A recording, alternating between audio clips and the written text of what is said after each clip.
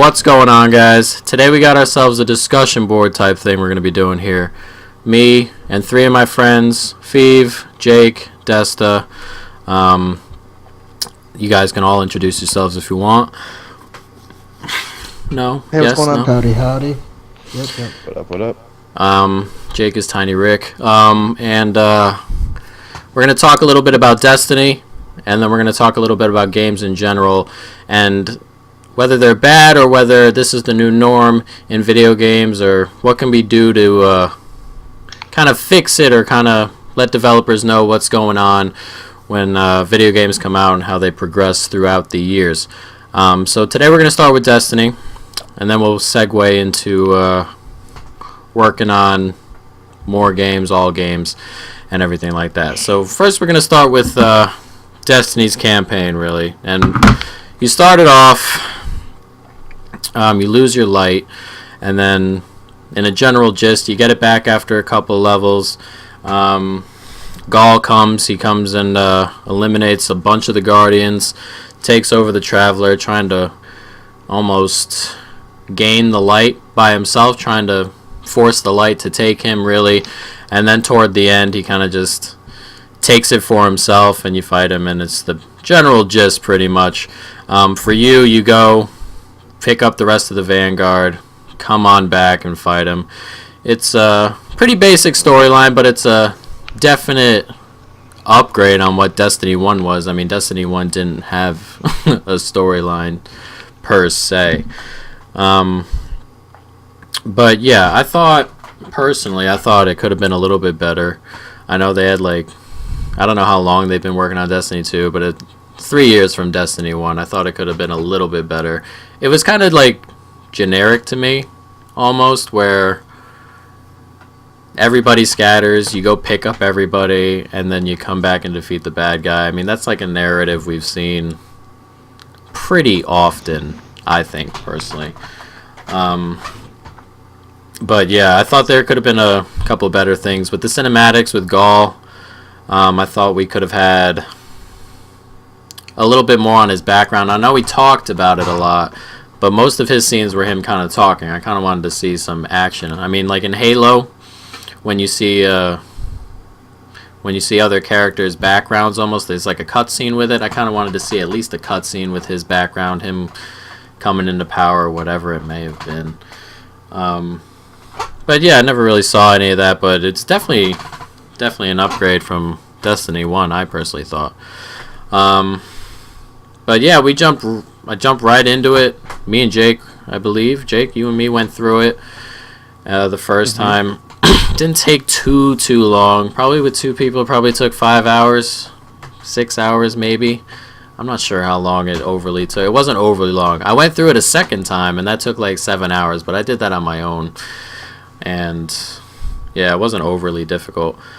That's kind of one of the problems. We can start with that problem, really. This game isn't over, especially PvE, other than the raid, which is difficult, obviously. Other than the raid, though, none of the PvE stuff is too difficult. You can pretty much do it solo. When I went and did the campaign the second time through, I beat Gaul with 130 light.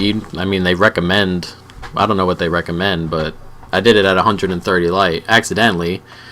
We kind of just went through, and I did it at level 16 or 17 or whatever the level is around there, but I did it pretty easily, and you can't really play it on a different difficulty, so it was kind of tedious, kind of just going back and doing it. Is there really only one difficulty for that? Yeah, there's only one difficulty. Yeah, there's only one difficulty. You can't change the difficulty on anything, really. You can I didn't think so. You can go back, and somebody at the Traveler lets you redo them. I don't know if the difficulty rises on that, but going through the first time. It does. They do. Yeah, I know. They're a little bit harder, not too much harder though. Yeah, but if I'm going through the campaign the first time and I'm breezing through, I kind of want that jump, right now. If I want to be able to move the difficulty up, I think you should be able to move the difficulty up. But that's just me. Yeah, I really wish it was like that. We could change the difficulty, or we could make it a bit more difficult. Even going in early, it wasn't that difficult. Like, even going in, like, underpowered and stuff like that, it really wasn't that difficult. There are huge sections you can, like, skip. You don't even really need to do anything because the AI isn't that great. And, I don't know. I really just wish that was a little bit better. I mean, for me I'm with personally- you on that.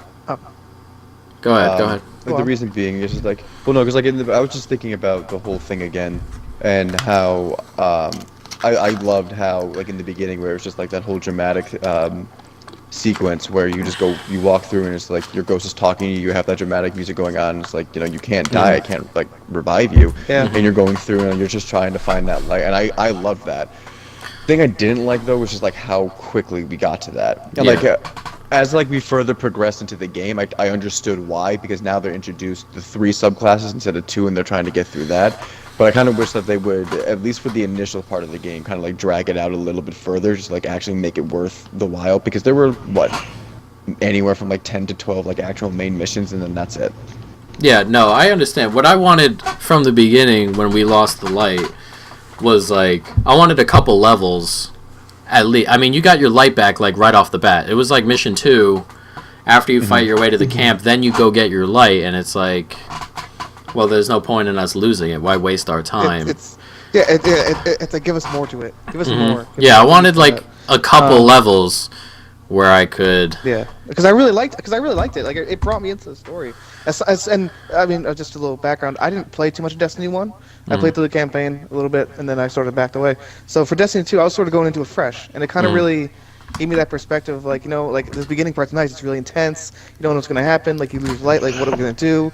And then 2 levels in, you're like, oh, cool, I got it back. No big deal. Like, it didn't really seem like it was, like, worth it to even add to the story at that point. I know, and that's the annoying thing, I thought. Even, like, if you're going to... I mean, light is the center of this game, campaign-wise or whatever. Everyone's trying to build up light. Everybody has the light. They are guardians because of the light. And then you lose it, and it's like this whole big thing, and then there's nothing else to that. You know, you get it right back, and I thought if with something that big, at least make it worthwhile a little bit, you know? My thinking here, and it's going to kind of go into a lot of different aspects of the game. There was a lot of catering to player base in this game, and you know, a lot of players they love feeling like it's like superheroes. Nobody loves having like that ultimate more than like players where they're gonna kill like mobs of you know, enemies. And I think they wanted to give players that ability quickly. Because they knew a large player base wanted it. You have your very serious gamers that like to struggle a bit and like to feel that grind and having to earn the light back. Absolutely. But you know, at the same time, I think we have to understand there's like a player base that they want the power. You know, right. And like that slow crawl at the beginning was probably one of the most tortured things that they could go through because they didn't get the main part they wanted. Right. Yeah. I mean, it's and yeah, this is gonna funnel into a bunch of different things, but I mean, the game wants to cater to the casual gamer. A lot of people seem to be doing that lately. But I mean, it started you off tough. It started you off with, like, give you just a pistol, very low health, and you had to work through that. And then it just said, hey, here's your superpowers, which I mean, it's which I get. I mean, it's part of the game. People want to get right into the game where they can do all their cool shit. But you know, when it comes down to it, like you know, it's a really good part of the story that a lot of people, especially the hardcore Destiny 1 players, are really into. Right. And it seemed like they just sort of brushed it aside, unfortunately. I mean, it was still cool, and again, I love the campaign, but well, sort of. But I mean, yeah. I mean, again, I thought the beginning was good, but I mean, not to skip all the way forward, but I mean, the boss fight to me was relatively easy, to be honest. Like, I expected a lot more out of that fight than what they gave us. Right. That's what I was saying, because I went into that at like 130 light and I did it. I mean, easy.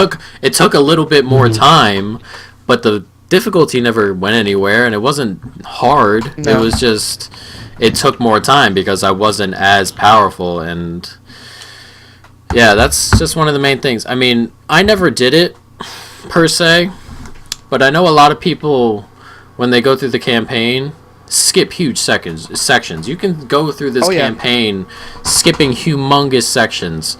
and there'll be no penalty. You just get to that one point where you got to kill everybody and to progress. But other than that, you can skip through huge sections, and I don't know. I think that's pretty awful to be blunt. Yeah. I think that's pretty awful. No, like, that shouldn't be a thing. That shouldn't No, be a thing. it You should. should be able to skip past it. It shouldn't. It absolutely shouldn't be. Yeah, no. I mean, Like just, I get it. Like I get it being skipped. Sorry, go ahead. My bad.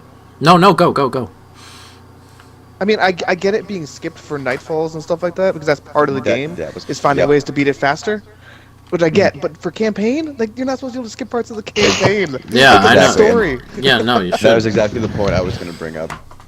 Yeah, I mean, yeah, it's absolutely different. When we're playing like a Nightfall and we've got time limits, then it's like, how do we cut time? Exactly. And how do we make this quicker so we have a longer time at the boss fight It or goes into whatever the it may strategy be. of it, as Yeah. opposed to just Exactly. being Yeah, Yeah. there's strategy to it. But then when it comes to that, they want you to be able Yeah. to find ways to go through it. But when you're going through the campaign and you're trying to immerse yourself in this world pretty much and what's Exactly. happening to the They want you character to. and they skip on and you skip on by half the level, then you're cutting out all that time. You're literally cutting out all that time with the character, with the story, and all of it's gone. I mean, if I wanted to, I could make a video of just how long this campaign would actually take if I skipped through everything. It would probably cut it in half. This could be a 3-hour campaign. If you do it that way. If you Yeah. do it that way. I kind of like to go around and I like to kill everything, but if I did that, it could be a 3-hour campaign, and that's crazy. I mean, for no campaign the first time around, and 3 years to get a story. In the end, it's just getting a story, and in the end, you come up with 3. You know what? This. When you talk about different developers doing things to games and upgrading games, when there was no story in the first one, everyone was like, "Yo, there's no story," right? Everyone got that. And then this is the sequel here, and the story's really not overly great. Bad. And I want to compare it to Titanfall because there was no story Yes. in the first one, Okay. and in the second Titanfall game, the story was fantastic. It was a great story.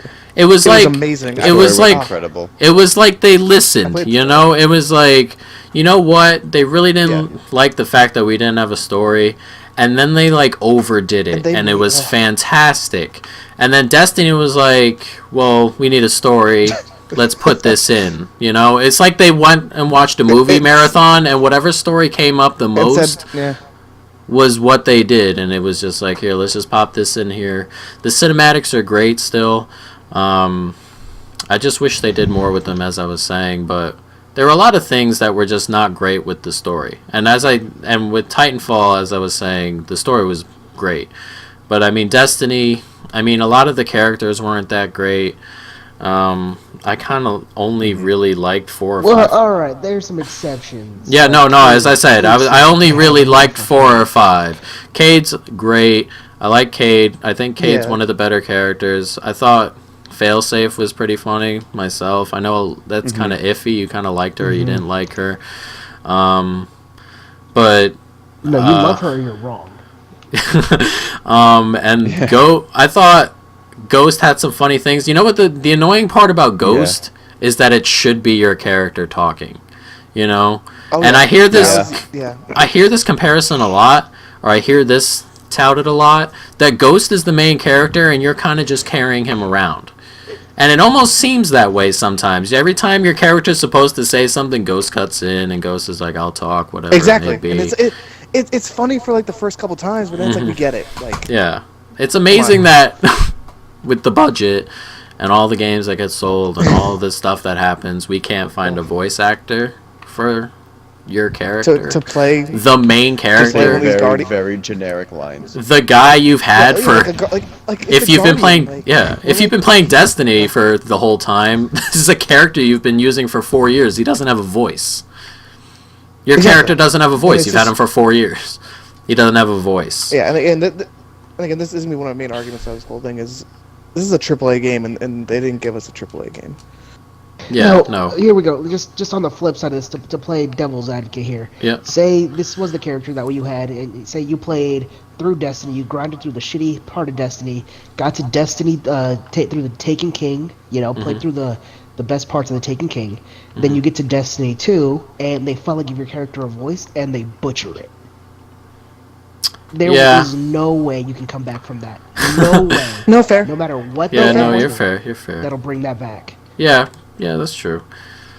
But I feel like a main character I feel like in as a a game guardian, should have as a like voice. a guardian, one like to protect the Now, I didn't. But I mean, I mean, like even It's- if he doesn't talk a lot, like even Master Chief, like Yeah. in Halo, he didn't say a lot. He didn't say a lot the first two games, and then he kind of started to get into talking.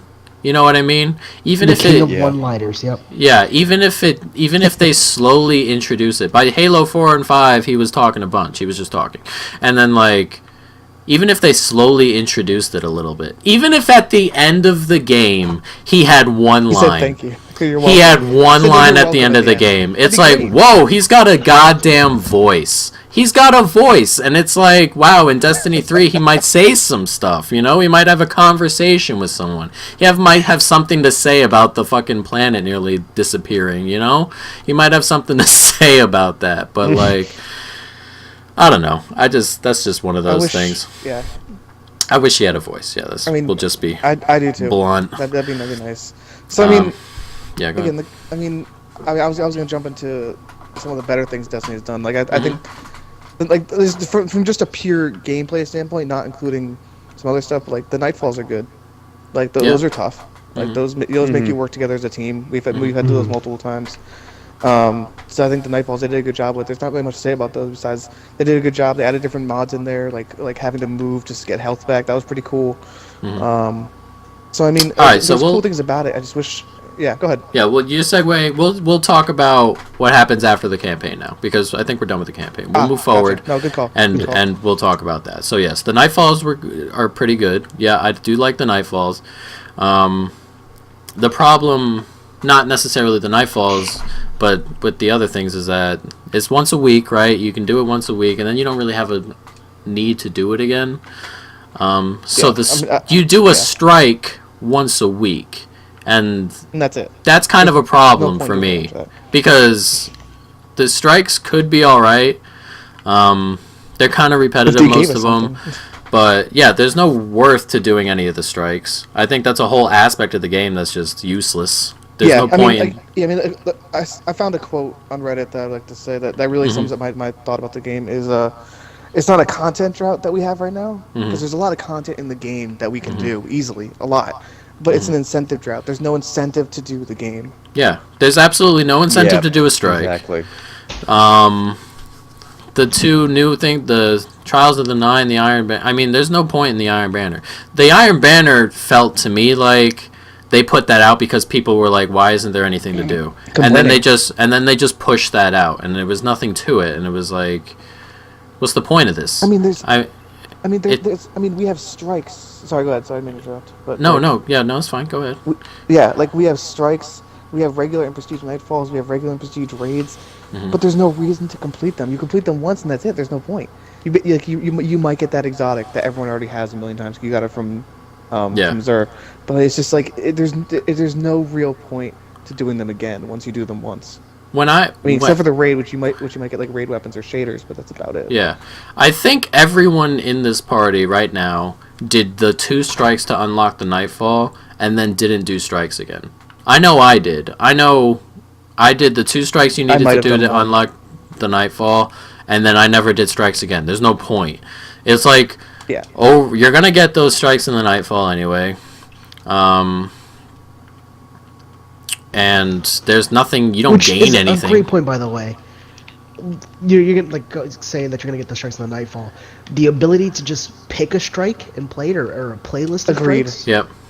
Where did that go? We had it before, and now it's gone. And now it's just gone. Are you talking about from like Destiny 1, or was there some in Destiny 2? In Destiny 1, you could go to the planet or whatever and scroll over it and then pick the strike you wanted to do. In this one, it's just a playlist of random strikes. And the problem with the playlists nowadays, too, or in Destiny 2, is that it's not overly random. I mean, I saw a guy, what was it, on Reddit, who had gone through strikes and pulled the same strike 4 times in a row. 4 times in a row. There are like 6, 7, 8 strikes, and he pulled the same one 4 times in a row. I know if you've played multiplayer, you pull the same maps in a row. Oh yeah. And that's not like it's not like Call of Duty or Halo where you can pick your map or everybody votes for the map. It's just random, and you get this map twice in a row. There aren't too many maps to begin with. I'm surprised it's not on like a loop. Not.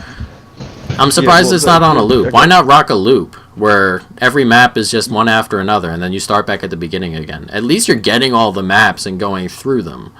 This way, you can play all of them. I mean, other than that, you're kind of just hoping that you get a different thing. You can go into the Crucible and play for 3 hours and not play all the maps. It could just be, you might just get 2 or 3, and that'll be there's it. only 6 of them, you know. Yeah, So, there aren't too many. Well, I know they'll eventually come out with more, but that's my thing exactly. Where like this is just the base game. Like there hasn't been anything to download yet. There's nothing new. So like everything that we get is by default going to be duplicates because they just don't nearly have an. I mean, they probably should have maybe done something, but like added a little more armor, you know, a little more maps and things like that. But there's only just like 4 places that we can go now. Now, if we go down the road and it's the second DLC, it's a third DLC, and then the final one, if they do 4, they do more, and it's still kind of like the same thing where they only give like 2 maps per thing. And it's like, yeah, well then what's the point? Exactly that. But it's just like I think we just have to wait a little longer before. At least I'm waiting a little longer. No, I see your point. Judge on how it's going to go. I see what you're talking about. I'm sorry. Go ahead, Kurt. Oh yeah, let me finish. You can go after me. Yeah, the please. problem with that is that I paid $60 for this game, and or we split it, or whatever it may be, and $60 was bought on the game, and there's 6 maps, dude. Can you imagine if you played any other game, any other one? It could be Call of Duty, it could be Halo, it could be Battlefield, whatever game has multiplayer maps, and you got 6. That's what shipped, dude. If that's what you bought this game for, to pop on multiplayer, and you got 6 maps, and you paid $60 for this game, I'd be pissed. Like, I don't play PvP all the time, but I'm like irritated going through the same maps already, and I don't even do it constantly like other people do. Like other people do.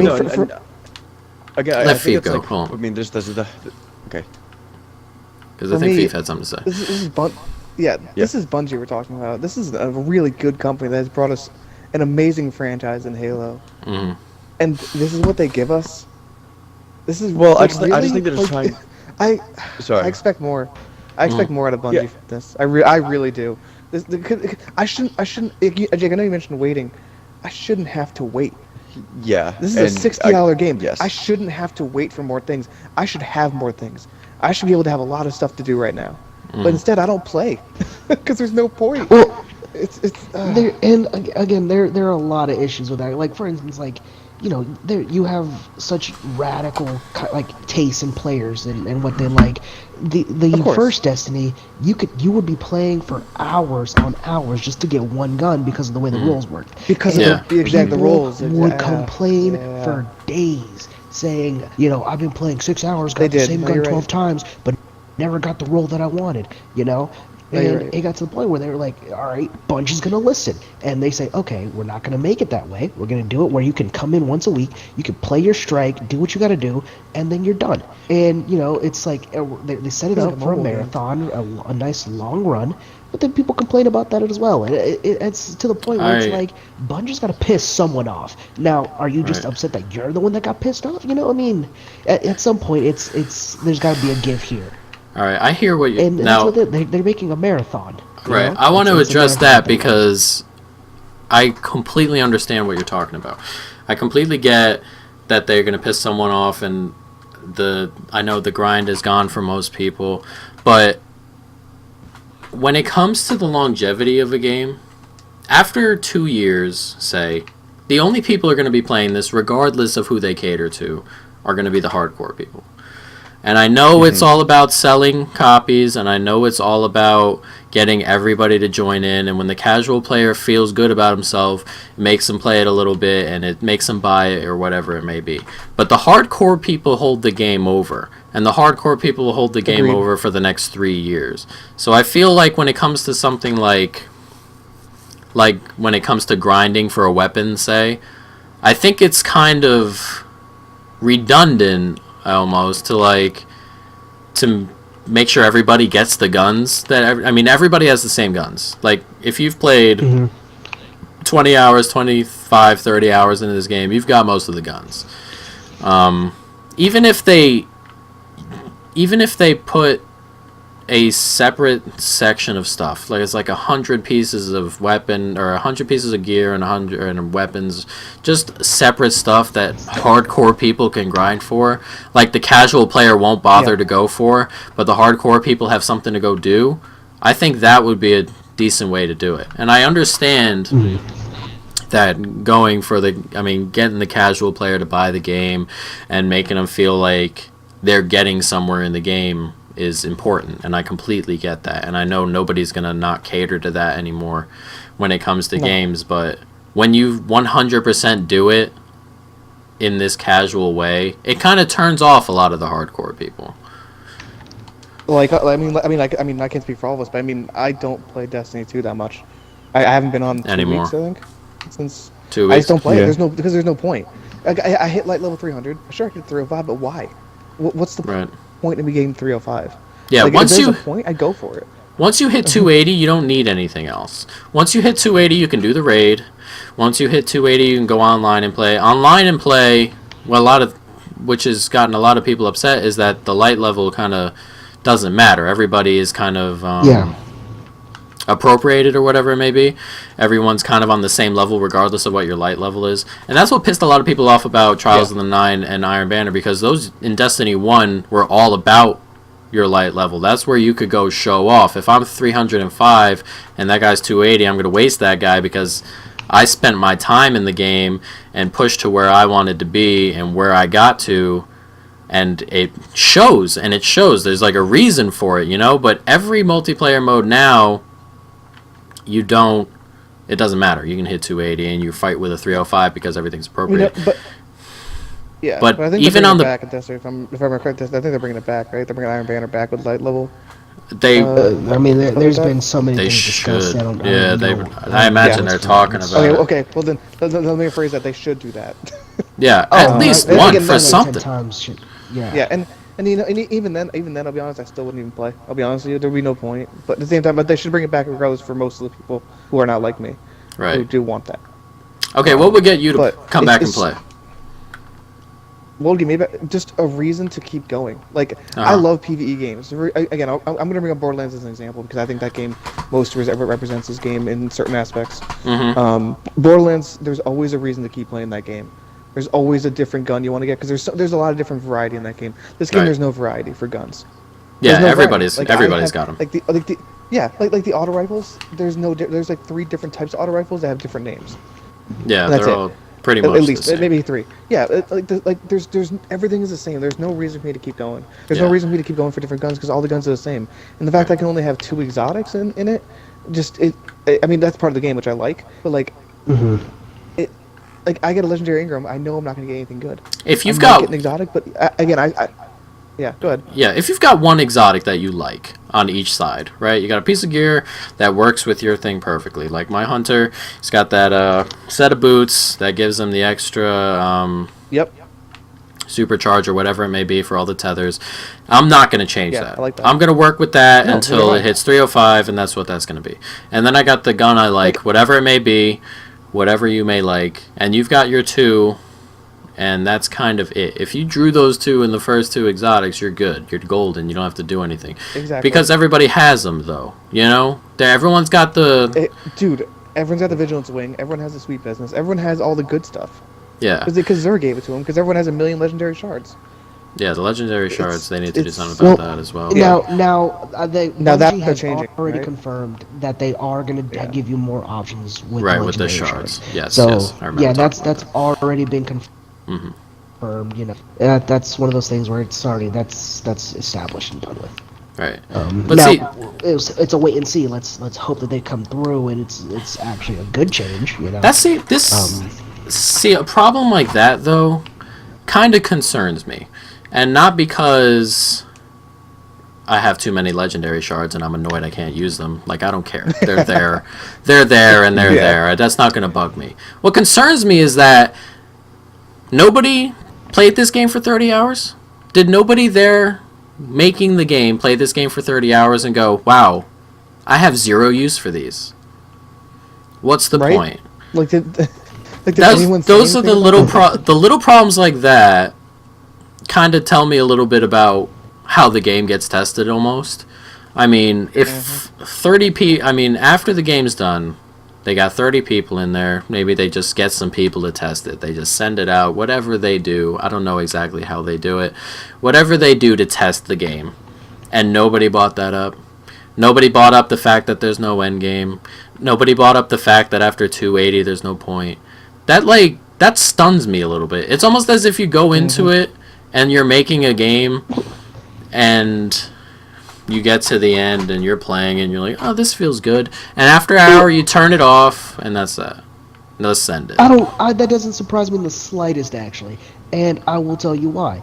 The past 5, 6, 7 years of gaming, what's been going on has been nothing but put a game out there, get $60, and then going back in with DLC. Destiny 2 is the epitome of that, and you could see it with Destiny 1. Destiny 1 was a terrible, terrible game, but they came out with great DLC that people loved. The Taken King probably being one of the best. Did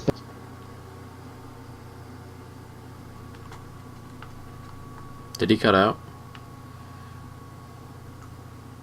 Hello? Just a game model that we as gamers let happen. Right. We've accepted that. Unfortunately, yes. So like, but I know Jay, that, go ahead.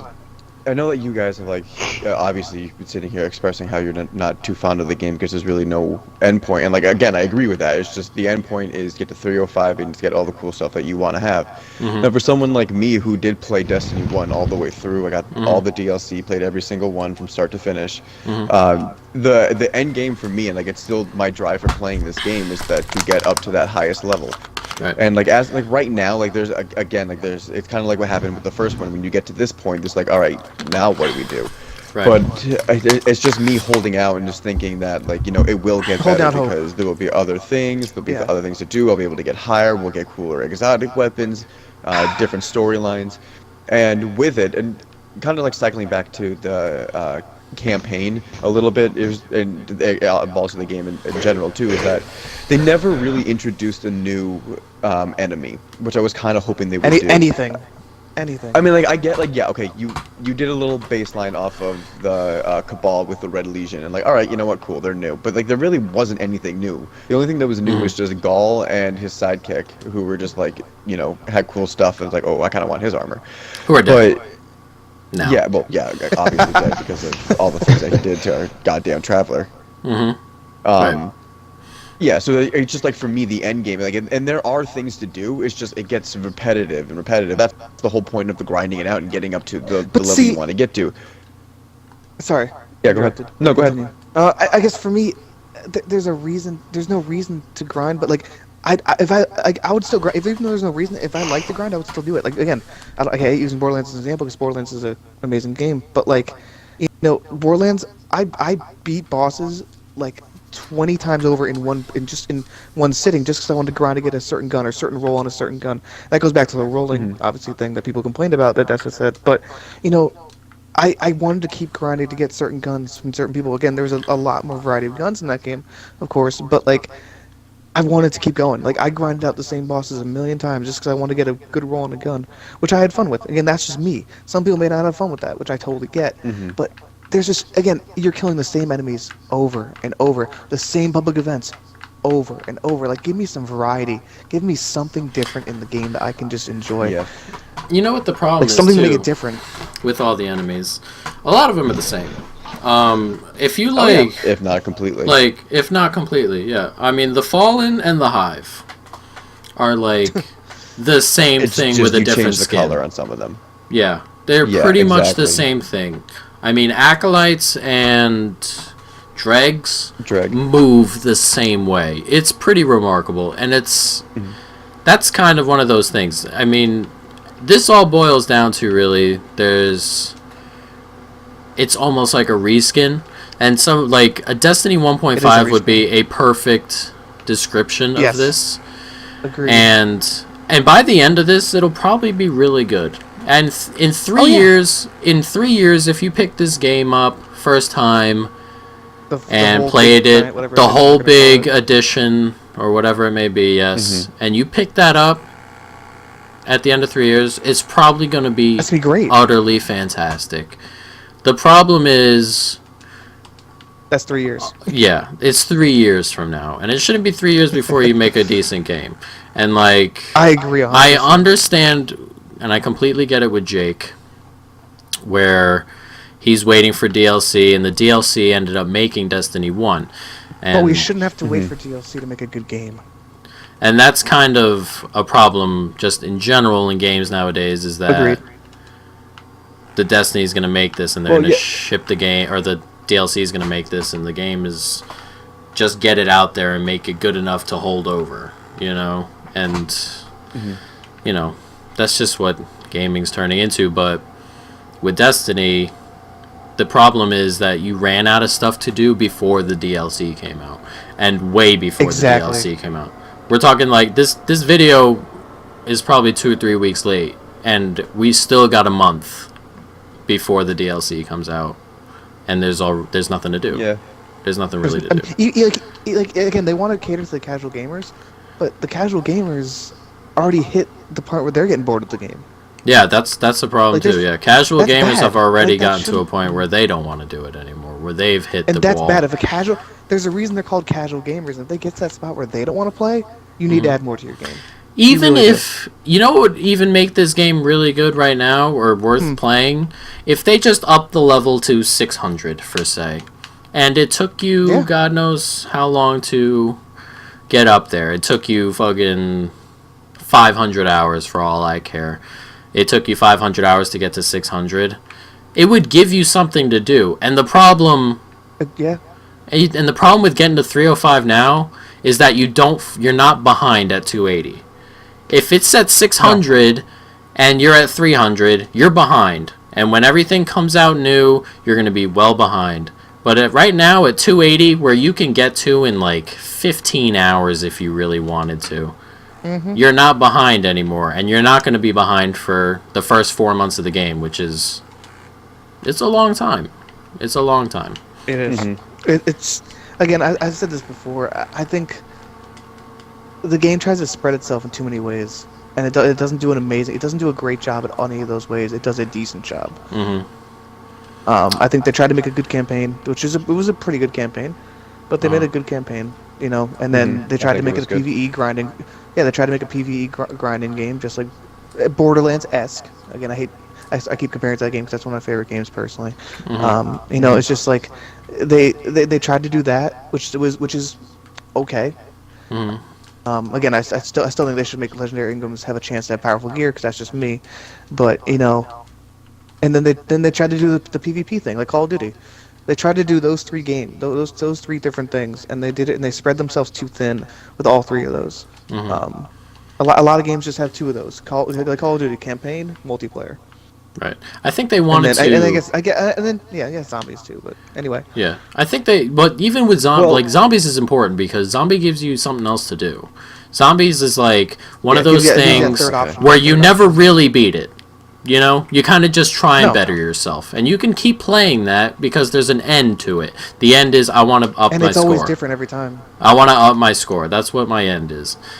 But there's nothing in here for that. I mean, PvP now, and this is one of the points I wanted to make at some point in this video, is it's very difficult to do anything that's really high-end game. Raid, Trials of the Nine, Iron Banner, all this super endgame stuff that they added after the game had come out. All this stuff is pretty inaccessible to somebody who plays solo. And you need Oh yeah. You need your team. Yeah, Like, I mean, look how long it took us to get like enough of us in this room for God knows how long this video is going to be, just to get this video going. Yeah. And what, 6 hours? I need 6 people for 6 hours.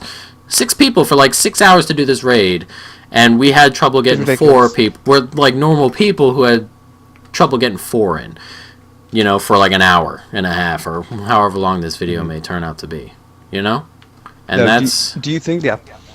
I was going Yeah, to go ask ahead. a question. Like, do you think that because of, I mean, like, I'm sure there's a lot of other factors involved in here, but do you think one of the major contributing factors as to why a lot of people have stopped is because, like, in order to, like, really further advance, like, you have to do raids and you have to do Trials of the Nine where, like, the better players are, and the casual gamer may not compete with those guys and get frustrated, and, like, you know what, screw this, I'm done. I don't think. See, I it's- think the casual gamer. Okay. I think I'm not casual saying it's gamer just that. I'm stopped just like I'm asking like, do you think it's one of the major contributing factors? That may be a factor. What I'd like to think a factor, is that but not, this but- super endgame stuff, a lot of people don't have, as I said, it may be like, yeah, well, not necessarily time, but like the ability to grab a ton of people and go into a game. Like as we were saying, it's tough for us to get 4 people and go into a Trials game, or tough for us to go get 4 people and do an Iron Banner game. It's like impossible for us to get 6 people and go do a raid. It's like it's very difficult to get that many people into a section like that and just go do it.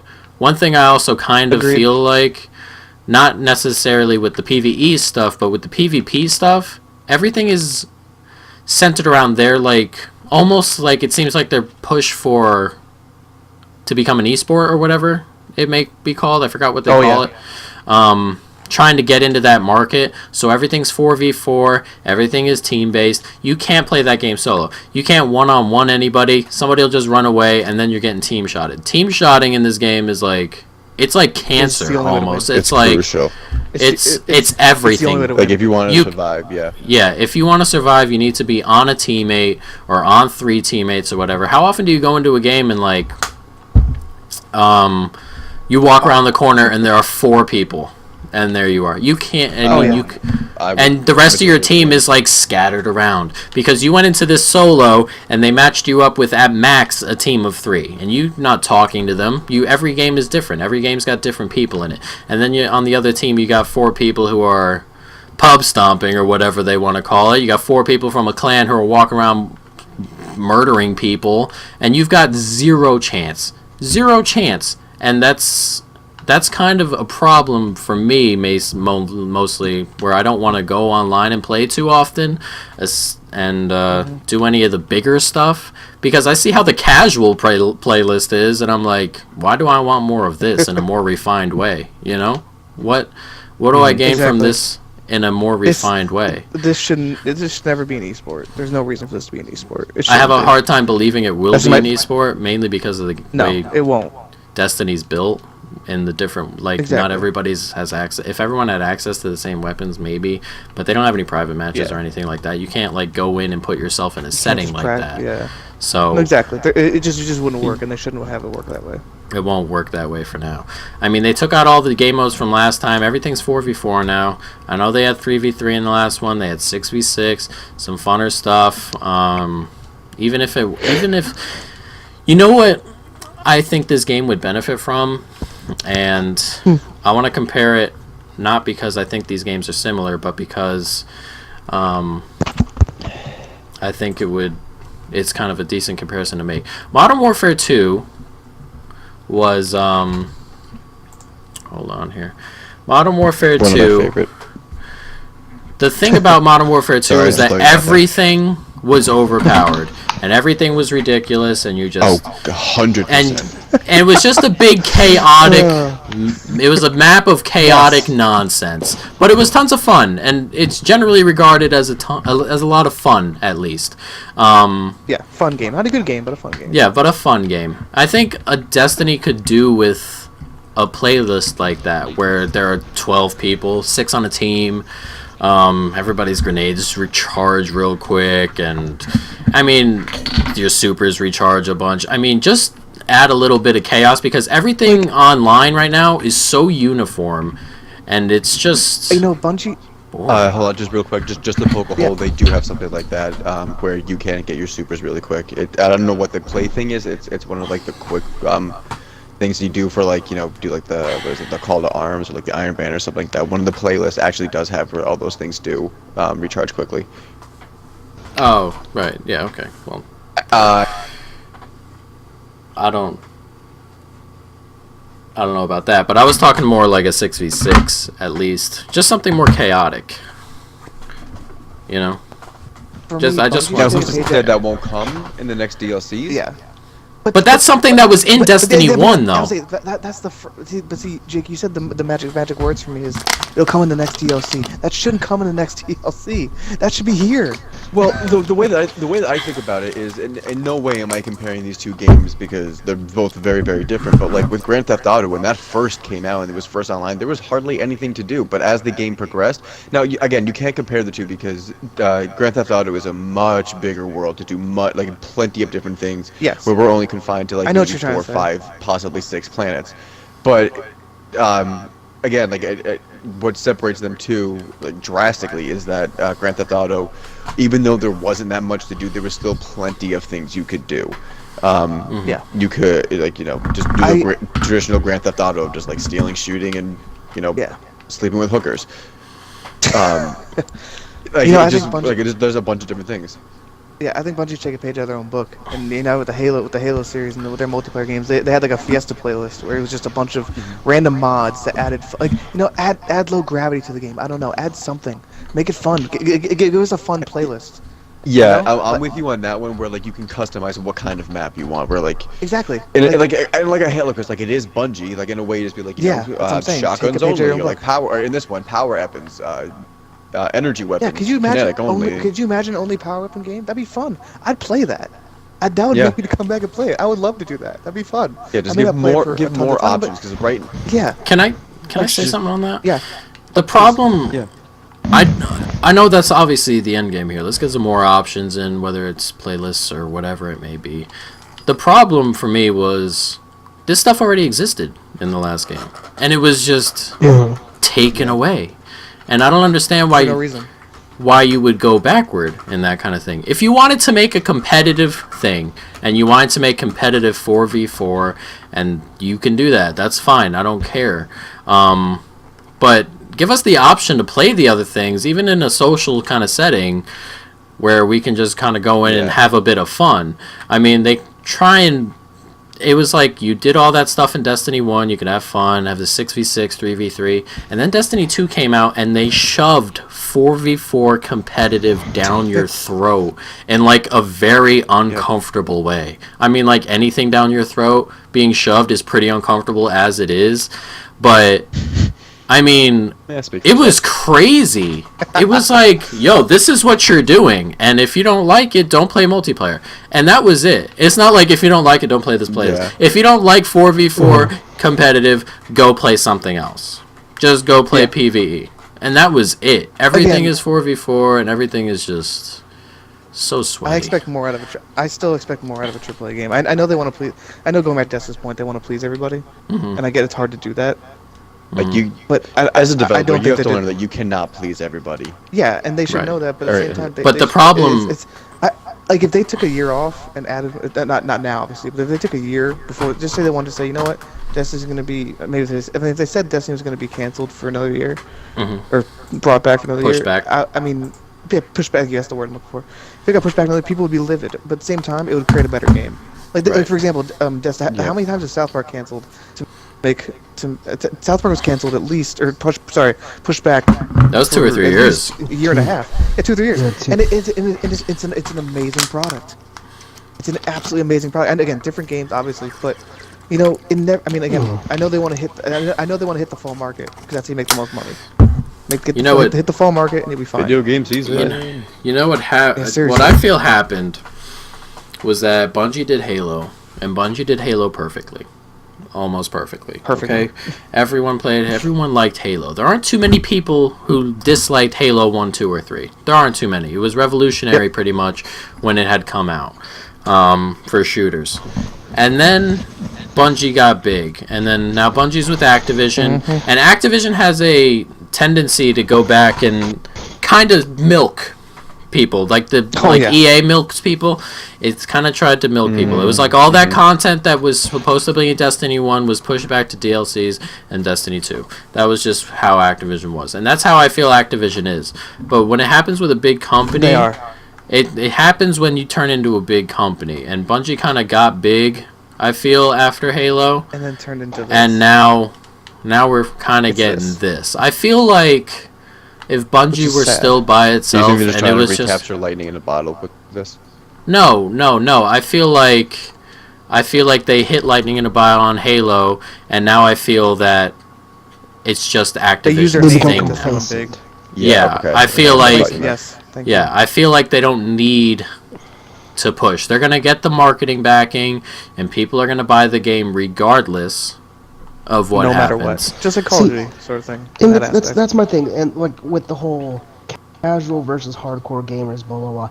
The hardcore gamer is always gonna buy the DLC. I guarantee you, there's a astronomical number of hardcore gamers who have already bought like the DLC, the whole bundle. You know, when the game came out, and they're just waiting for it to drop. You know, that's not a number that they really have to question, especially if they nail the DLC and those same hardcore gamers next year have the same mindset of, oh my god, like Jake for instance, where Jake is excited, ready for the DLC because he knows what's coming. If they pull off another Taken King DLC with like the Tales of Osiris or the next one that's supposed to deal with Rasputin, the It's hardcore gamers Osiris, will be actually. pumped again The next second year. The Trials of Osiris is coming up this one. The next one's with Yeah, Rasputin. yeah, is. the one afterward. Yes, the one after, the third one, right? The Yeah, spring yeah, one yeah, or yeah. whatever.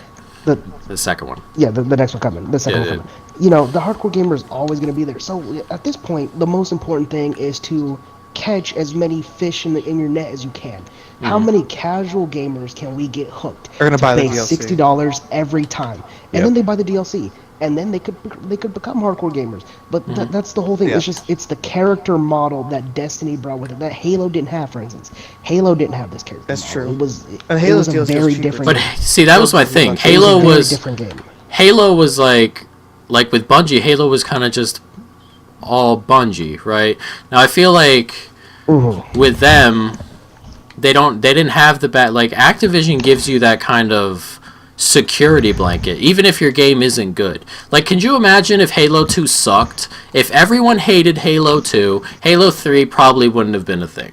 It probably wouldn't have. But if Destiny 2, I mean, there are complaints and stuff like that, and people are jumping off left and right. I don't know what the numbers are anymore of people who don't play It's low. or don't log 75%. on. It's a 75% or It's whatever low, it may be. which is If embarrassing. Halo 2 saw that quick, they probably wouldn't have made Halo 3.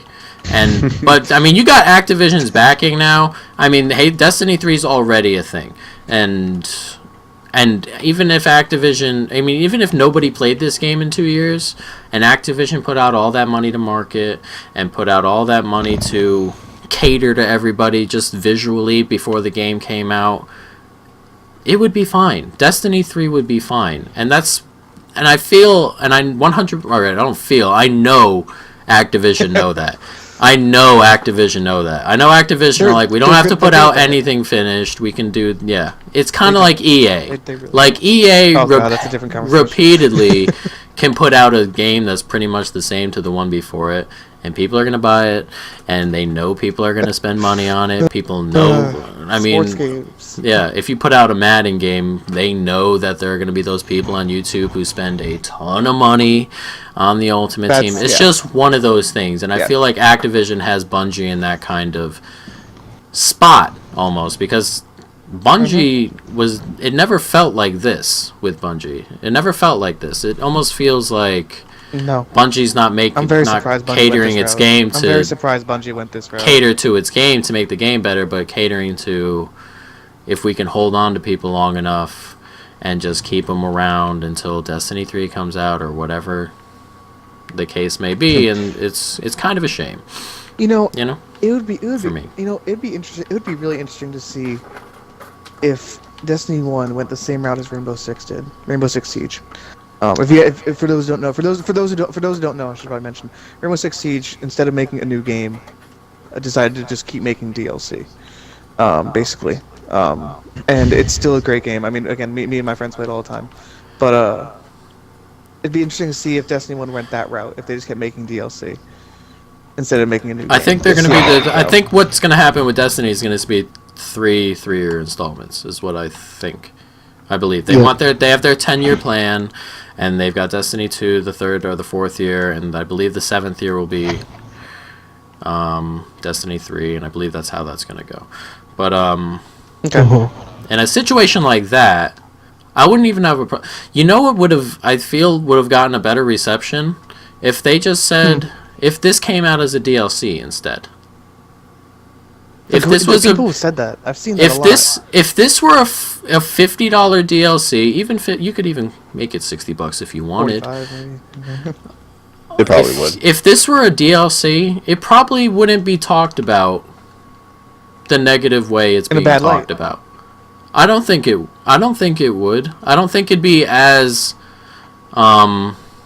negatively talked about as it is right now. Yeah, and a lot of people said that is Destiny 1.5, whatever it may be. The hard thing about that is making big changes. You know, Right. like how True. do you, No, you're how do you right. deal No, with big changes. Like the whole weapon system. The weapons are completely different. in Everything's Destiny I was thinking 1 and that. Destiny I was 1. just Yeah. thinking about that. Yeah. I'm But sure like they'd find a way something to like fix that. yeah, I'm sure they could. they, Which if I they love, by did the way. make it a DLC, they could find a way. I mean, they could find a way to push weapons in, and then even if they made it so that you had to get to a certain level, and then you can start adding mods or whatever the situation might be. I know they'd solve that problem if they felt like it, but that also comes down to one of those things. I mean, they're gonna sell more games obviously if they make it games, right? If it was like their choice and like, well, we can release this as a DLC or we can market this as a new game and everyone's going to buy the new game. If it were a DLC, not as many people would have bought it, but it wouldn't be so negative. And if they had made it a game, it'd probably get the negatives. Well, it is getting the negatives it's getting, but it's a new thing and they make their money. I know obviously this is a business and you got to make your money somehow. But I think they made their money. but I think in general it would have been, if it were a DLC, it'd be better. I personally wouldn't have a problem with a game like this, or maybe not Halo, a game like this, or what else has got the Borderlands maybe. If it were like constantly DLCs. If this were a 10-year game and I was playing Destiny 1 for 10 years and they just released DLC all the time, maybe a DLC every half year, I would be comfortable with that. And I wouldn't even have a problem with anything 100%. that came out. I wouldn't even have a problem with it because I know what I'm getting. They're going to try this DLC, they're going to try that DLC. The problem is this is marketed as a new game, a $60 game, and you're like, why is it incomplete? Instead of, wow, this was a $40 DLC or however much, a $60 DLC, and Yeah, it's just a DLC. It's an expansion. That's just what it is. It adds on to what I already have. 100%. You know, again, I'm gonna compare this to a company like Blizzard, which is an entirely different company. I understand that, but the way they deal with their games is they always keep supporting their games over and over again. Diablo 3, for example. I mean, how long have they been supporting that game? I always forget. That I was honestly just forever. about to bring that up and ask what they're doing Yeah. to keep staying afloat for so long. Diablo 3 because they keep adding content. Diablo 3, they content keep in the game. adding things to it. Diablo 3 is just something okay. that And continues to get stuff. Overwatch, for example, they keep adding things. They're not going to make Overwatch 2 for a really long time, because people bought the game $60. And the people realize that they're gonna, and again, their DLC is free with Blizzard. Well, at least with Overwatch, their DLC is all free. But you know, it's just, I wish a company was more like that. I wish. Granted, I don't it's know, also, that's just me though. It's That's me. easy Again, that's when you have a different game like company. Overwatch where 80% of your content is literally just a reskin of the same thing, you know? Fair. No, that's a good point. That was a bad judgment there. But I sort of meant just the model itself, the model that they have with their games is what I meant, not the gameplay itself. But I know what you mean. But like it's just they support their game, and they don't. Again, there's been Diablo 1, 2, and 3, but they've been supporting Diablo 3 for a very long time. The community is still very large. Very, very large. And But that's the I mean, that's Overwatch the is thing just with growing, like growing, yeah, that's but- the thing with like big companies like Activision or EA. They know They know if they put yeah. out a new They have their mod, if they put out a new game next People buy year, it. if this was a 10-year plan for Destiny and they released a new $60 Destiny game every year, people would buy it. People are just gonna buy it, and they're gonna market Oh, it. yeah, I People would are gonna buy it, absolutely be in there and that's buy just that. one of those things. When you get with lower things that are, I mean, Diablo 3. I mean, there were some, but you're definitely not gonna get anything near the marketing campaign Destiny got. So when you have a game like Diablo 3 and you have to continuously push stuff out to keep people happy, I mean, well, not necessarily. Diablo 3 is a good game and you don't need to continuously push it out. But when you push stuff out in Diablo 3 and continuously make it better, that just helps you. And when they make the next one, all those people who are still playing or ever played Diablo are going to come back and buy it. And they know they're going to be comfortable if they were to put out a Diablo 4 or whatever it may be. Activision and EA have figured out every year Yeah. it doesn't matter how happy people are. Yeah. Again, when Like, they made Diablo 4... sorry, go ahead. Like, I stopped playing Madden. Like, I thought I was going to be a Madden YouTuber. I thought that's what I was going to try and do. And then this year, or last year, Ugh. it was just like, it's too expensive to keep up. Bland. Right? It's just too expensive to keep that's a up. different- yeah. Nothing changed. That's a different conversation. Of Ultimate Team Rise. But the Yeah. thing is, I stopped playing, right? I'm done with Madden. I bought Madden this year because Jake bought Madden, and I split it with him. And that was pretty much it. Otherwise, I wasn't going to buy Madden, if you remember. I wasn't going to Nope. Yeah, you put weren't. money. I wasn't gonna buy Madden. But see, to something like that, where everything is... Every year they put out a new game. Every year there are more people on the planet who play video games. Every year there are people who watch football, whatever it may be. Me leaving doesn't matter. But yeah.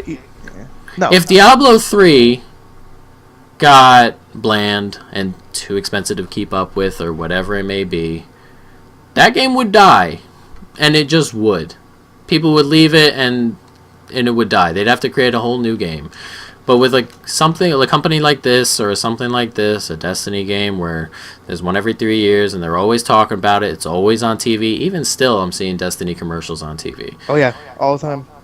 Yet, I'm replaceable, you know? Cool. It's just Cool what it commercials. is. Yeah, the commercials are neat. The marketing campaign was on point. It was absolutely on point. It catered It was to great. everybody. Little funny things in here. Good spots of gameplay. It was Good great. music. Good music. Yes, the music, everything was great. But it's just a smaller company cannot survive with an incomplete game like Activision can, or EA can, or Ubisoft can. It's just a smaller company cannot survive that way. That's why Bungie was always working on Halo. And that's why I forgot who made Diablo. They're always working on Diablo. Blizzard. Or that, Blizzard. Yeah, that's why. I mean, well, they're pretty big, but they haven't changed. Blizzard have always been like this. Blizzard never changed. Blizzard got big and didn't change. It was kind of like, it was like Activision got and EA got the fame, and it was like, ooh, they changed, you know, kind of like that. But like Blizzard never really changed. Blizzard's always been working on their games. Blizzard's always releasing patches to their games. Blizzard's always in touch with the community almost. And with these bigger things are not. I think that's key. You said the key word there, in touch with the community. It's very difficult. I just don't. Oh no, it is. But even a game like Rainbow Six, again, this is just me. I check the subreddit for most of the games I play, just because I'm curious to see because they're mostly hardcore gamers on that subreddit of people who play those games. And I check the Rainbow Six subreddit, but there's always people from the Rainbow Six community, and the community manager is always on that subreddit talking to the community and seeing what they think and getting ideas. I mean, the Destiny 2 subreddit, if you've been on it, is toxic beyond belief. But that's it's a different toxic. story. But it's like you can't talk to toxic. this community. Yeah, no. It's the problem is how aggressive. I they mean, don't listen to it's everybody need to wants listen. something They have the game different, they want, and they're it's fine. not that. You know what I feel really says it when you want to listen to your community is listening. It's not necessarily coming in I mean, obviously there are issues here that need to be addressed or whatever it may be, but at the end of Destiny 1 or maybe 6 months from now in Destiny 2, I think that's one of the core or one of the major points that need to be hit when it comes to listening to your community, because those people are the people who are here to play your game, and these are the people here who are going to extend the life of your game. And I feel like they put out Destiny 1 and they listened to all those people right at the beginning. It was like, you know, we want this, this, and this, and they put it in this game. And they wasn't too much listening to those people who are in year 3. You know, they're like, well, we like this, this, and this, and we like to be, you know, we like this aspect, that aspect, or whatever. It feels more like when everybody was in the pot, they hit on those points. And it's important to hit on those points, but I think the major points to be hit on are the people who are going to keep your game alive. I feel like as a developer, if I were developing a game, I'd want to know what's going to make this game last. I don't want to know what's going to be a quick fix now. Agreed. I want to know what's going to make this last and what's going to make me come back continuously and just come back and get it. You know what I mean?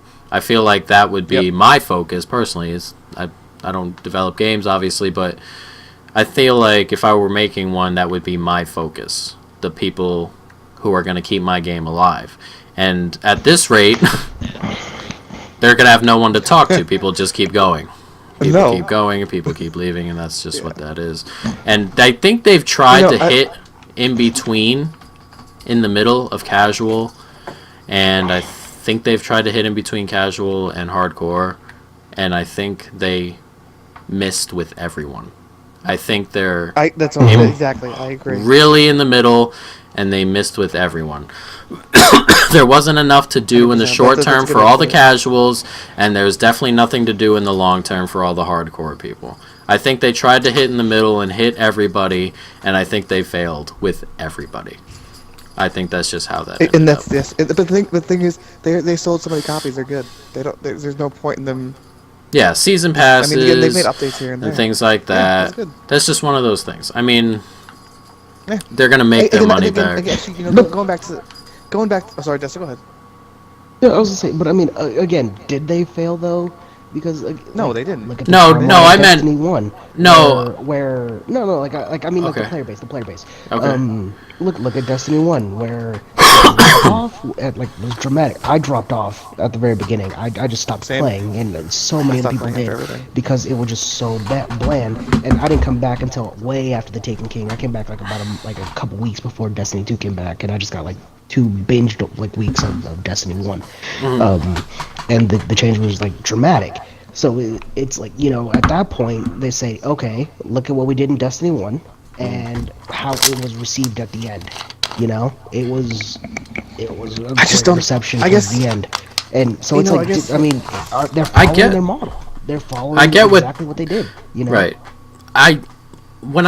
The problem with that is I hear 10-year plan, right? And I feel like from Destiny 1 onward, from everything from there on out, is supposed to be an improvement, right? The problem I have with Destiny 2 is that so many things they did well in Destiny 1, even at the beginning, even toward the end, was discarded. And that kind of... I agree, yep. I feel like that's what annoyed a lot of the hardcore people, with the combination of there's not enough to do for the casual right now. I feel like a combination of that has really, really done what it is to the game we have now. Especially for those who have played like post Taken King. If you played post Taken King, this game has been gutted. Just from the number of exotics, the number of levels, the amount of exotics they just anything to do. Everything. It's again, as I said, gutted. it has been. But that is why I hate that. I guess going at the. That's why I hate the phrase they used when they introduced this as 10-year plan. Because this, to me, isn't a 10-year plan. I believe Destiny 1 was a 3-year plan, and then they reset everything on Destiny 2 and changed it and did whatever. I'm all for innovation or whatever it may be, but it's a completely different thing. And everything you put into Destiny 1 is useless, right? You don't gain anything from that. When I hear 10-year plan, I want to go forward. I want to just... constant improvement. I want constant improvement. And when you take a big step back, I think that defeats the point of 10-year plan. Why not just say, we're going to Destiny. Hopefully, Destiny's around for 10 years. We'll see what we can do. Whatever. I mean, I don't. again, I think Yeah. Yeah. Go ahead. I mean, go ahead. I think going back to the big picture here was, the problem with games, I think, on a personal level, is DLC. I'm not saying it's the big problem with games, but that's one of the problems I see with games. Let's segue into that. We'll jump off Destiny. We've ripped Destiny Okay. enough. And for the record, we are all kind of most of us are still playing Destiny a little bit here and there at least. I mean, I still jump on. Yeah, barely. Every Tuesday. Yeah, every Tuesday, whatever it may every be. Tuesday, and that's about it. Right, whatever it may be. Because that's everything new comes out. But right. yeah, so it's still okay. But so we'll move past them. Well, let's move into every game because you want to move in and talk about DLC, how that affects everything. So let's just segue into that. Go ahead. would. So for me, I think that if you look back at old, I would go back to the old PS2 days.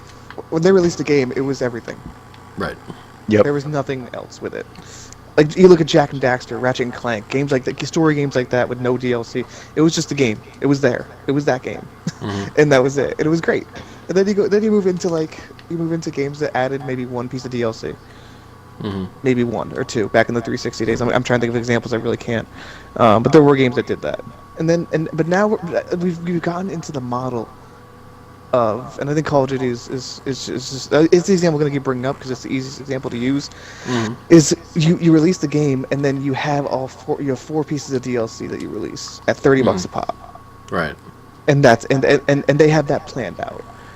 Personally, but see, there's games that do DLC right and there's games that do DLC wrong. I'm going to use Borderlands again as an example because I think they used a really good example. Is Borderlands released content. All of their content was great. Their content actually added a really huge chunk of gameplay to their game. Well, when you like Call of Duty, I get it. Like Call of Duty adds maps. Call of Duty's DLC is maps. Yeah, that's gonna be my point. But please go ahead. Again, I'm gonna bring this up once just to see what you guys think, because I don't know if you guys knew about this, but Call of Duty World War II is only releasing with 9 maps at launch. Everything else is DLC. I hope you guys know that. Call of Duty is releasing with 9 maps at launch. I think that is pathetic. Personally, I think that is unbelievably at launch. Call of Duty World War II is releasing with 9 maps at launch, and I think that is unbelievably pathetic. I get it. Destiny released with how many? And for reference, 6 to 9 or so. Something like that. For reference, Call of Duty World War II released with 16 maps at launch. Call of Duty MW2 released with 15 or 16 maps at launch, and this is 9. That's something that, but the thing is, they're going to add more maps to DLC. That's going to cost more money, and then that divides, that divides the community up who have DLC and who doesn't. Exactly my point, Phoebe. Exactly my point. Yes. Where it divides the community up. Even take the most recent example, Battlefield 1. You have the season pass for it, and you have all those maps and everything. I don't, and I'm trying to get back into it and playing with everybody. But if you or even someone else has the map, and we can't play those anymore.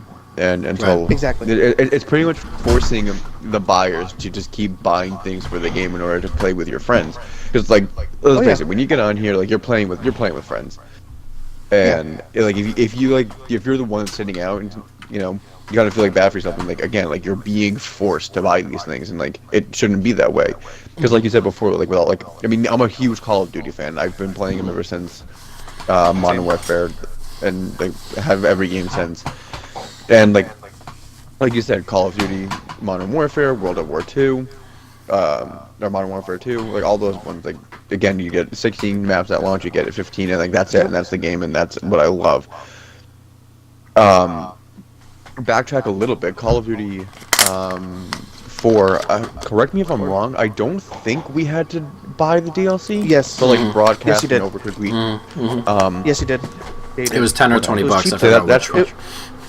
It was cheap though. It was cheaper, which is what I liked. It was either 10 or 20 bucks. Exactly. So it was $5 for 4 maps. Now it's really just turned into that. I'm gonna take a stab at people here, but kind of like with the ADD filled people who can't focus on one game for more than once. They want more. Right. And again, I'm not trying to discredit anybody for just wanting to just continue doing something and not do everything repetitive over and over again. But for people like everyone in this party, we grew up playing video games, and we're used to when you buy a game, that's what you get, and it's like that's why I bought this game. I want to play this game for all those 16 maps, and I don't want to buy this game, get 6, and then have to wait a year or two just to get something else. Yeah. Well, No, games have slowly been working there, and yeah, and it's yeah. Go ahead. it's just like it's frustrating. Even games like South Park, the Fractured But Whole, has DLC as well for a story. I feel like story games shouldn't have DLC. That's my personal opinion, and I bought in games with story DLC. I'm with you. I mean, but like I guess the game like Borderlands, I get releasing because that's a totally different type of game. But I think a game like Wolfenstein 2, for example, that's a story game. There's no multiplayer, there's no PvE, there's nothing. It's just multiplayer. It's just single player. Yes. And there's gonna be DLC with that game, and I just feel like there shouldn't be. I feel like again, I mean maybe again I get it's never gonna change. That's never ever gonna change. No, because then the developers lose money. Yeah, because every game now has a season pass. Every single one. It's just like that's just frustrating. Because like, oh look, I have a $60 game, but then I'm gonna have to spend. I'm basically gonna spend $100 to get the full game. That's what I'm spending. It's frustrating. It's just really frustrating to me that I have to spend basically $100 to get all that. I understand why they do it, and I don't want to talk too much about the money aspect because I kind of want to we want to do a whole video based just on that. Of course. But I wasn't getting into that so much. But I got loads of that. No, I know, but there are. I mean, you're right. But when you buy a game now, the experience is no longer $60. It's $100. It's $120. It's $200. It's whatever brutal. For the gaming experience, and that's a lot of different things. I know games have to make their money back, and we'll talk about it when it comes. But one major thing for me was that with inflation, since the game started being $60, games right now should cost $77 with inflation. Agreed. They should, straight up. And because games are more expensive to make, and because there are bigger teams, and because you have to have people constantly around helping the game get better and stuff like that after launch, you have to make that money back. I understand. But there are some games that create games and then just to be games, and DLC comes later after they're done. And then there are games where you half-ass a game and DLC is and they put their time into a DLC instead of making the game better. And like Destiny right now, for me, what is it? When this game released? September. It'll be 3 months before their first major DLC comes out, and it'll be major or whatever it may be. And it takes more than 3 months to put a DLC in. To go ahead and of course make a good DLC, and if it's got a story campaign, cutscenes, all that stuff. So that's, to me, is time wasted on your DLC and not making the game better. And that's the problem for me. Not necessarily the money aspect. We'll get into that some other time.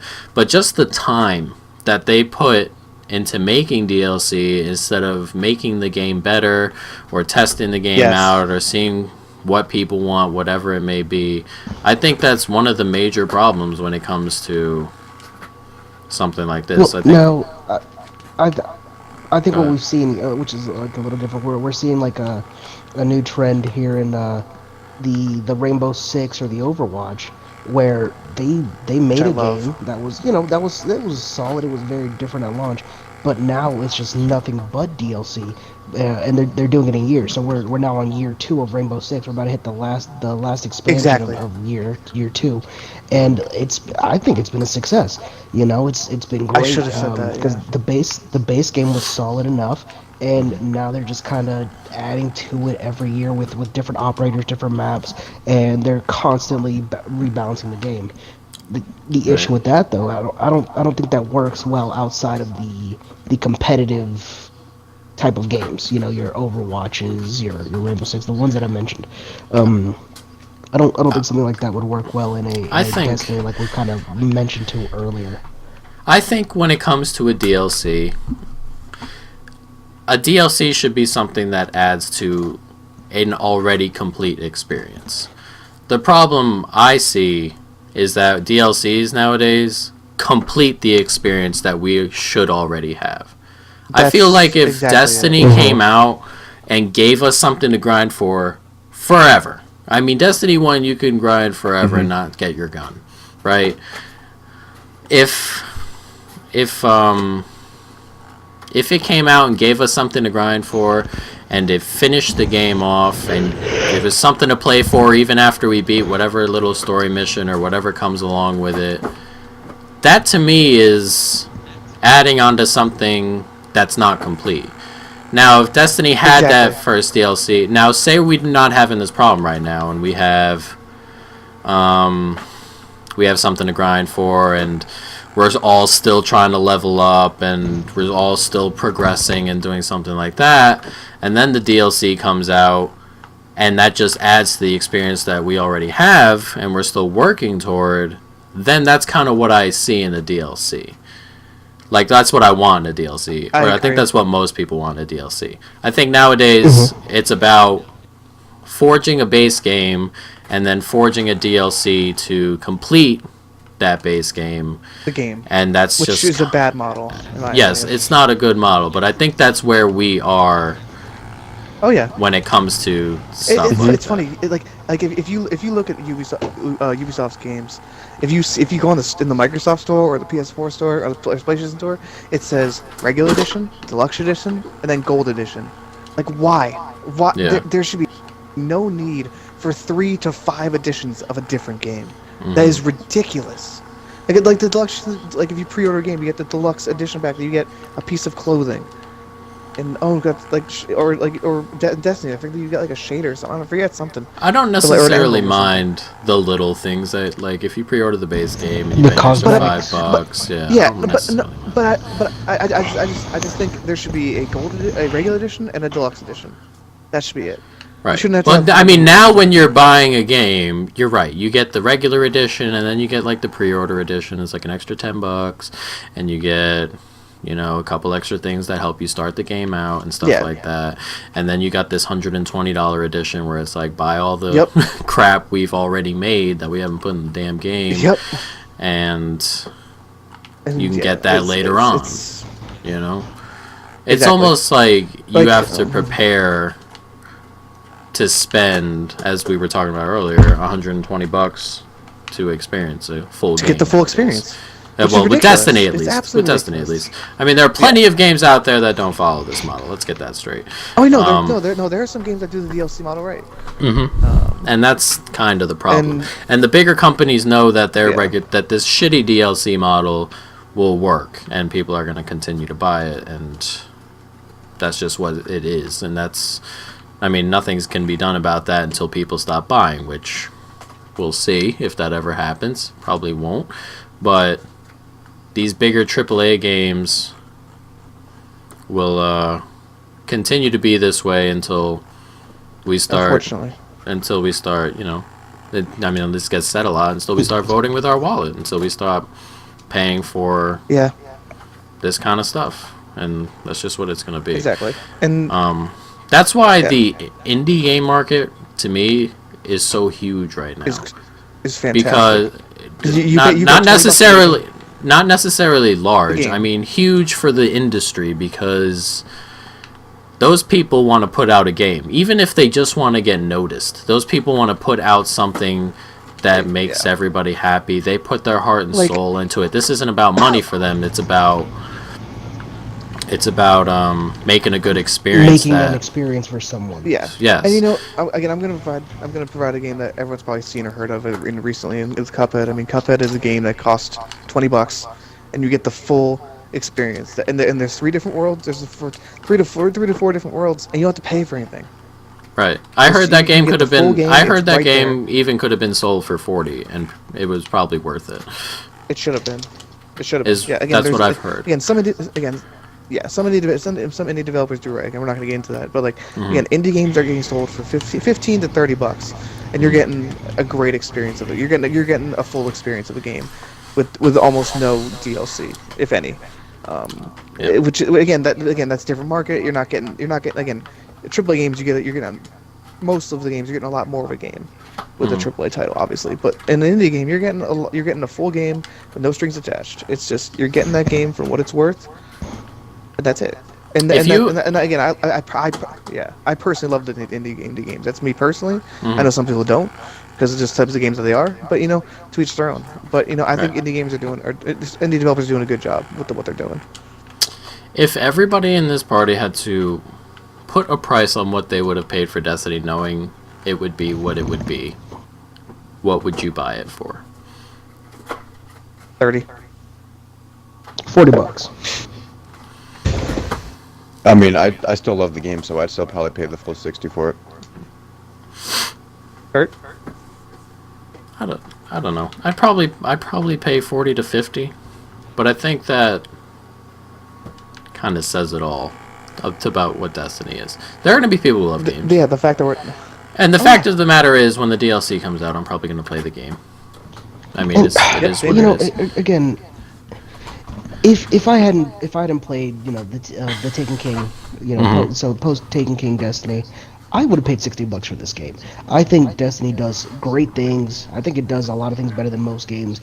Bungie, when they make shooting games, whether it's Halo, Destiny 2, the mechanics of the game are fantastic. I think it's a beautiful game. I'll give you that.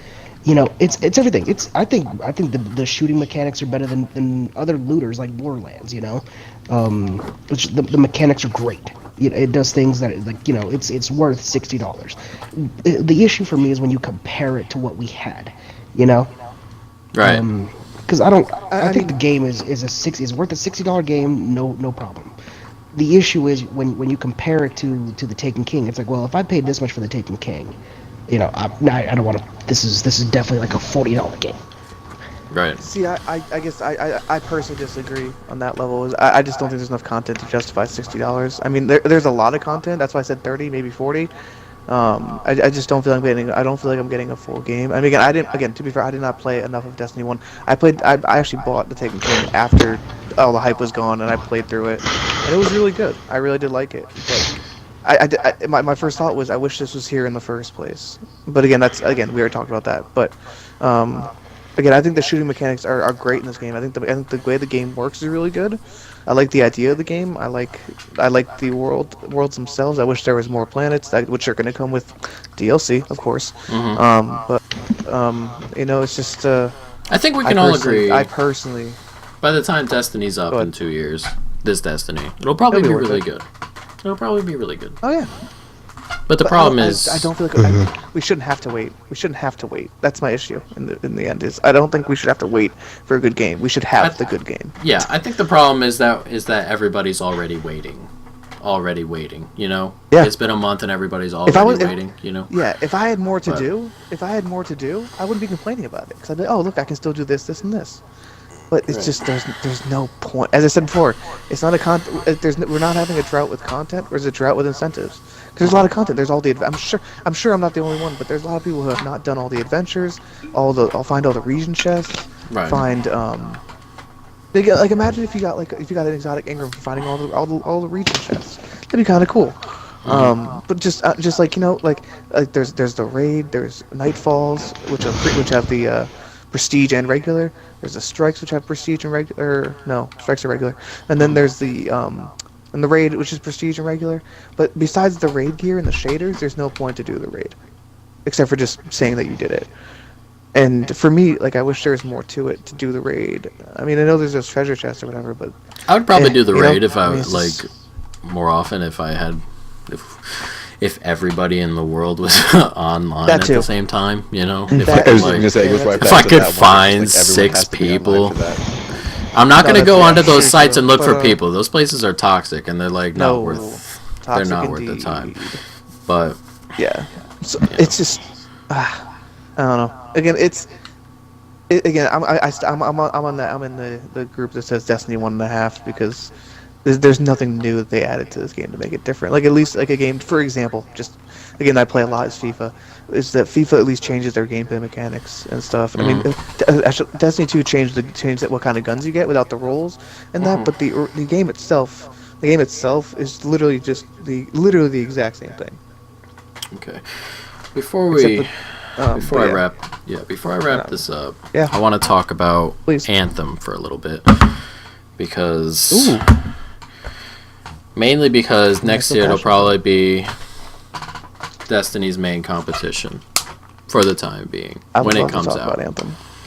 Now I don't know if I've seen it and Feeve has seen it. I don't know if Jake and Desta have seen it, but Desta has. Yeah, the I think, right? Desta probably has the gameplay trailer for it when it was shown at E3. That little I have not. 5-6 minute clip. Yep.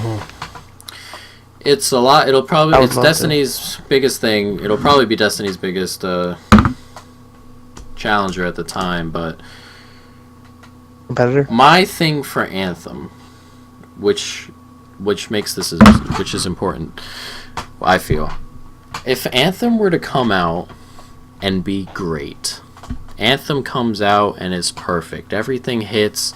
The gameplay trailer is exactly what the whole game is like. Everything's perfect, which it probably won't be because it's a game. But like, if it came out and hit and it was a 10 out of 10 game, I know this might not make overly amount of sense for right off the bat, but I think that would be so good for people who are really hardcore into Destiny. Not because other people. I mean, the casual people are just going to jump to the next game. The hardcore people on Destiny, I feel, if Anthony were to come out and kick Destiny's ass just for however long, I think that would make Destiny a better game in the long run.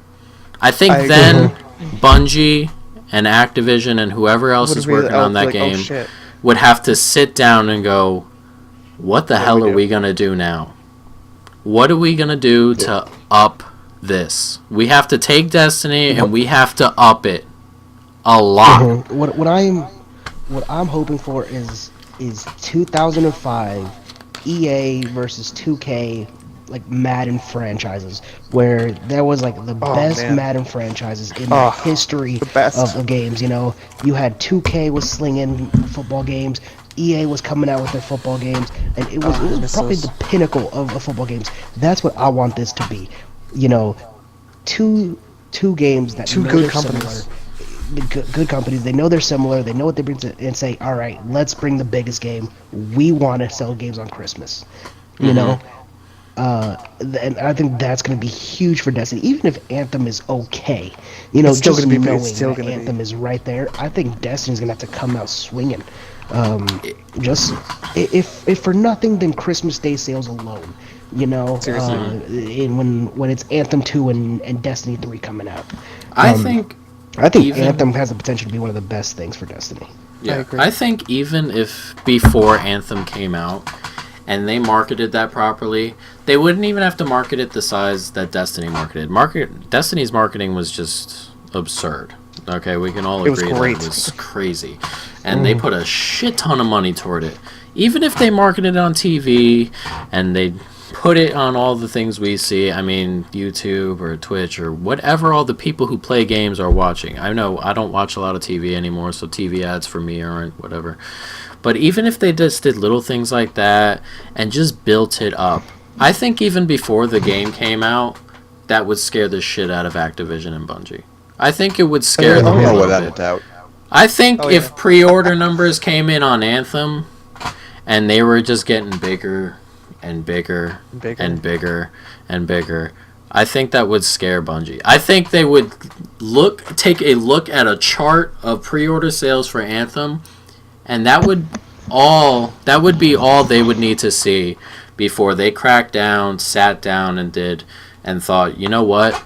This next DLC has got to blow everyone out of the water. It has to change the Destiny franchise as we know it. And I kind of hope Anthem does that. I kind of hope Anthem's good because I want to play Anthem, but I kind of hope it's good so it makes Destiny better so I keep wanting to play Destiny. I mean, they say Anthem's got itself a 10-year plan or whatever it may be. If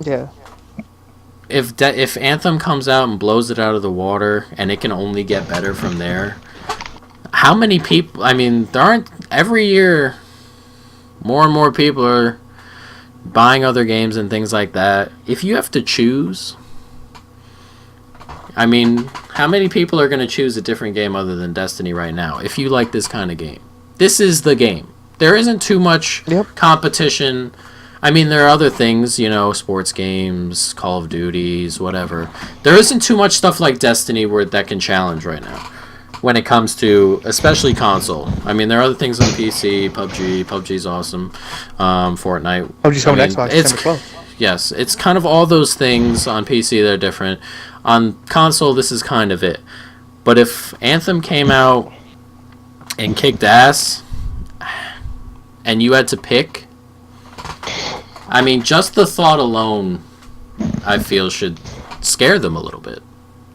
Just the thought alone that people have to pick, and Anthem came out kicking ass, and it's like, uh-oh. How many people are going to choose our game over theirs?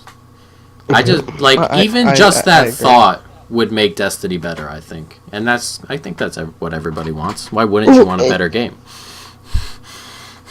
Granted, now that I think about it, so I was looking at some numbers, and it's been reported that the player base has decreased about 75-78% since launch, which, just to put into perspective, No Man's Land had the same numbers. No Man's Sky. Time. No Man's Sky. So, and we know what happened to that game.